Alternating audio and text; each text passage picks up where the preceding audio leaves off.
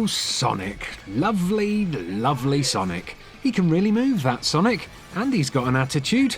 Some might even say he's the fastest thing alive. I mean, you really should look out when he storms through because, to be honest, there is no doubt what he can do. In fact, I've heard he moves at the speed of sound, which basically makes him the fastest hedgehog around. So that begs the question, why on earth does Sonic need a car in the first place? Well, if you'd been paying attention, you'd know the answer already. You see, as the blue streak speeds by, he's too fast for the naked eye. That means if he was to go on foot, it would just be plain unfair for all the other racers. He'd complete 3 laps before anyone even entered the first corner, which doesn't make for good gameplay if you're stuck playing as one of the other characters. Anyway, here's 5 ways Team Sonic Racing has got to go fast, which is basically a stupid way of saying, here's everything we know so far about Team Sonic Racing. Enjoy!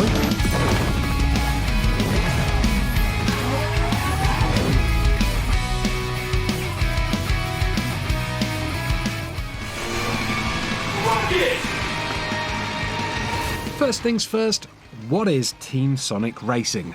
Well, Team Sonic Racing is a pure Sonic Universe racing game. That means, unlike Sonic All-Stars Racing and its sequel Sonic All-Stars Racing Transformed, Team Sonic Racing doesn't delve into the wider world of SEGA characters. There's no Alex Kidd, no Ryo Hazuki, no Sagata Sanshiro, and no tracks culled from things like Skies of Arcadia, Burning Rangers, or Billy Hatcher. The focus here is firmly placed on the world of Sonic and Friends, so expect to see classic characters and locations from the series making an appearance, along with some more obscure references for all the die-hard Sonic fans out there. And I know there's a lot of you. In this gameplay footage, we can see 4 of the game's playable characters racing around a track on the planet Wisp. These are Sonic, Tails, Knuckles, and Shadow the Hedgehog. Other playable characters that have been confirmed are Amy Rose, Dr. Eggman, and the Eggpawn, which is basically a little badnik whose appearance is loosely based on the Doctor himself. There's a load of unannounced characters though, as SEGA has confirmed that there'll be 15 of them available at launch. What they'll be will be anyone's guess, although maybe this billboard featuring a car named the Tailgater is a clue that Vector the Crocodile will be making a comeback. Guesses to the rest of the characters in the comments below, but I'm telling you now, if there's no Big the Cat, we riot, okay? Froggy? I don't like the looks of this place. We better get going, buddy! There are 2 teams in Team Sonic Racing, hence the name Team Sonic Racing. One of the teams in Team Sonic Racing is Team Sonic, who the name Team Sonic Racing is based upon.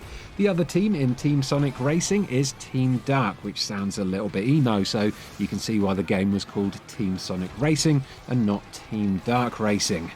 Anyway, in keeping with what's become a minor trend within the world of the arcade racing genre, success in Team Sonic Racing isn't necessarily about being first past the finish line.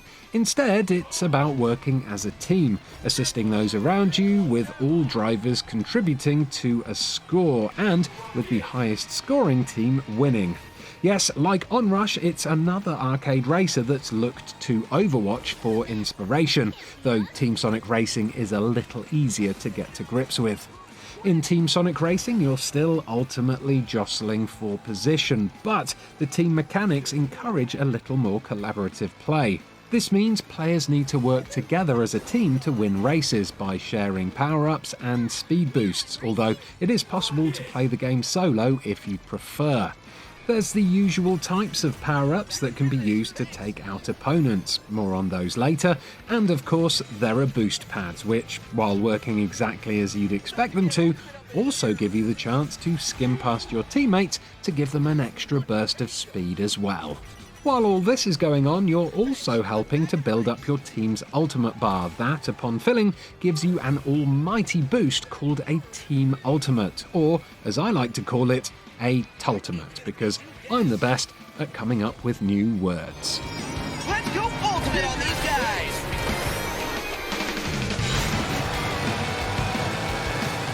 Fans of Sonic All-Stars Racing Transformed are gonna feel a little blue when I mention this next point because unfortunately for them, there are no transformations in Team Sonic Racing. Like none, at all. Team Sonic Racing is 100% focused on being a racing game and a racing game only. So what, if anything, makes the cars in Team Sonic Racing unique? Well, there's 3 different class types, power, speed and technique to choose from, which I presume plays into the team aspect somehow. Sonic is of course speed class, while Amy Rose is part of the technique class, whatever that means. Okay, I agree, that does sound kind of underwhelming, but wait, the cars are also customizable and there are 9 parts to choose from for every character, so that's 135 customizable parts in total. These parts will help to adjust the performance and the appearance of a playable character's vehicle, but something tells me it won't be super deep.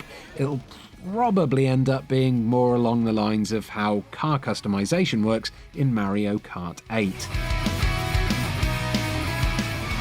Rocket!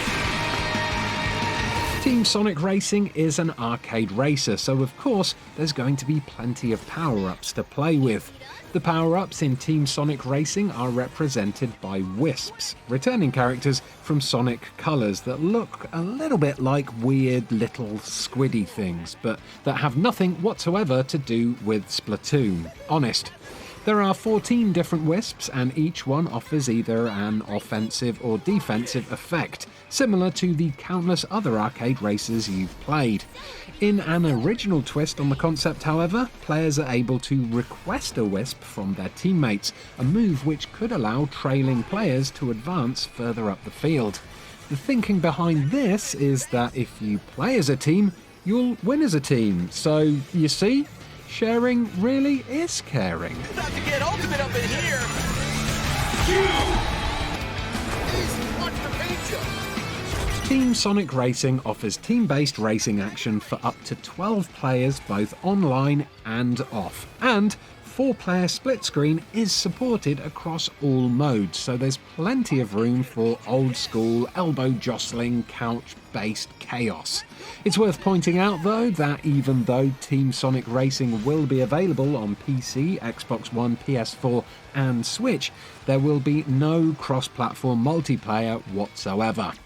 The game's various race modes include a Grand Prix mode, an exhibition mode, a time trial mode, and an adventure mode, which is basically a tutorial mode with a story bolted on where players can learn the basic game features and what each character's strengths and weaknesses are. So that's nice, I guess.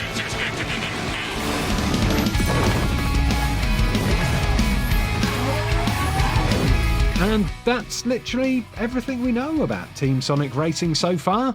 For whatever reason, SEGA is still being very tight-lipped when it comes to the majority of details, and especially the sharing of gameplay footage. But hopefully, with E3 around the corner, we should learn more very soon. If you enjoyed this video, please do give it a like, do subscribe to Eurogamer for plenty more videos, especially with E3 coming up, and of course, do remember to go very fast. Goodbye.